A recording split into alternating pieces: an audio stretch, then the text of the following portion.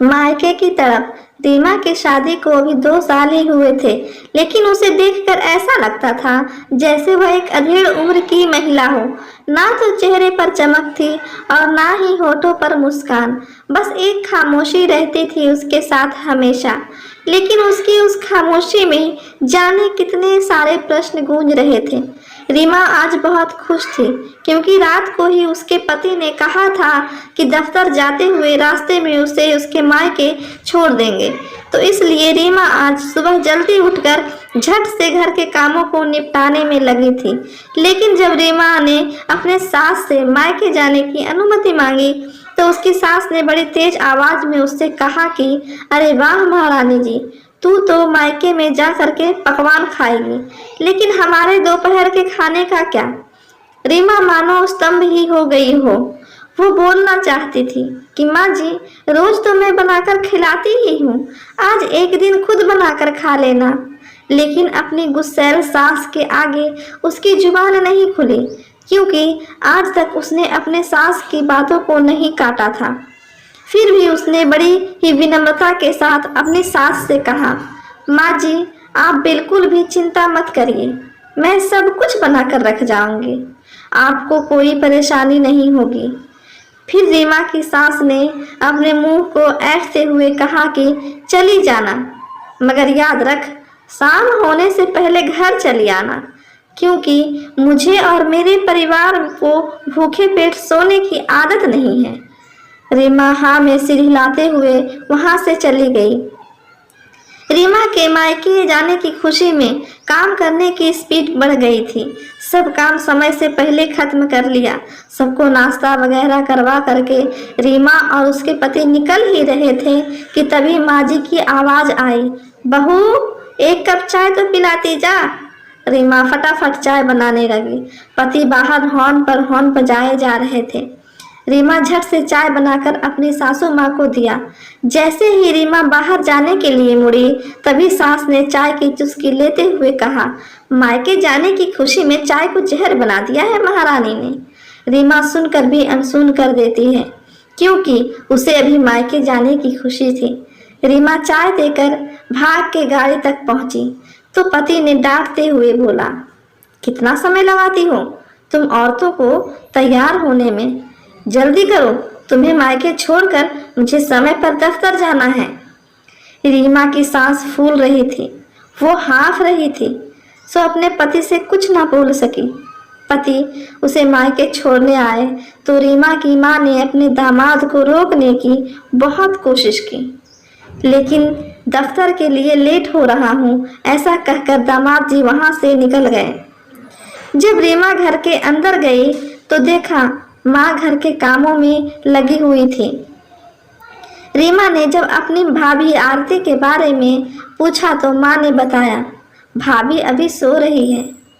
फिर माँ ने चाय बनाई और सब ने मिलकर पी, साथ में ढेरों बातें भी की। तब तक आरती भी उठकर उनकी बातों में शामिल हो गई। इसके बाद माँ और आरती ने मिलकर सबके लिए नाश्ता बनाया। रीमा ने माँ की मदद करने के लिए कोशिश की तो माँ ने कहा, अपने घर में ढेरों काम करती है तो एक दिन माँ के घर तो आराम कर ले। नाश्ता करके आरती ने शिकायत भरे लहजे में कहा, दीदी, आपने पहले क्यों नहीं बताया कि आप आज आ रही हो। आज तो मैंने अपने सहेलियों के साथ शॉपिंग का प्रोग्राम बनाया हुआ है और लंच भी बाहर ही करना है। माँ ने उसे प्यार से कहा, कोई बात नहीं, तुम्हें जाना है तो चली जा, और फिर हम माँ बेटी तो है ही ढेरों बातें करने के लिए। रीमा ने भी माँ के बात में हामी भर दी। आरती तैयार होकर चली गई। पीछे से माँ ने रीमा के साथ बातें करते करते पूरे घर को काम वाले की मदद से व्यवस्थित किया और फिर दोपहर को रीमा की पसंद का खाना बनाया। तभी आरती का फोन आया, ये बताने के लिए कि वह अपनी सहेलियों के साथ पिक्चर देखने जाना चाहती है। तो माँ ने भी खुशी खुशी इजाज़त दे दी। रीमा ये सब देखकर बहुत हैरान थी। एक तरफ वह खुद थी जिसे कई महीनों बाद आज मायके आने की बड़ी मुश्किल से अनुमति मिली थी, तो दूसरी तरफ आरती है जो बड़े मजे से दोस्तों के साथ समय बिता रही है। माँ ने शायद उसके मन की उलझन को समझ लिया था। फिर बोली, मैंने कभी बहू आरती को महसूस ही नहीं होने दिया कि वह अपने ससुराल में है। मेरे लिए तो जैसे तू है वैसे ही आरती है। बहू बेटी दोनों एक समान है। आरती भी यहाँ बहुत खुश रहती है, पूरे घर को अपना समझती है, हर किसी को पूरा सम्मान देती है।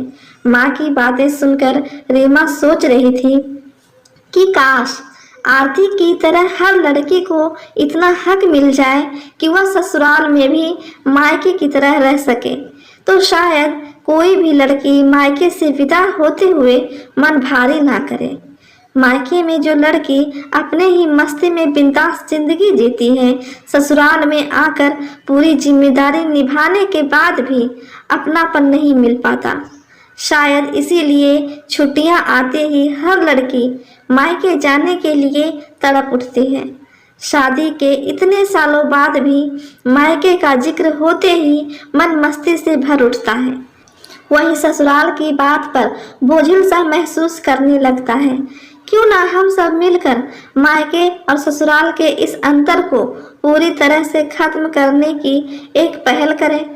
अपनी बहू बेटियों को ससुराल में रहते हुए भी वे सारे हक दें जो उन्हें मायके में मिले थे। उन्हें अपनी जिंदगी अपनी मर्जी से जीने की आज़ादी दें। जब मायके में बेटी की किलकारियां गूंज सकती हैं, तो फिर ससुराल में बहू की क्यों नहीं। सीख, जिस दिन ससुराल ही हर लड़की का मायका बन जाएगा, उस दिन बहू भी सही मायने में बेटी बन जाएगी।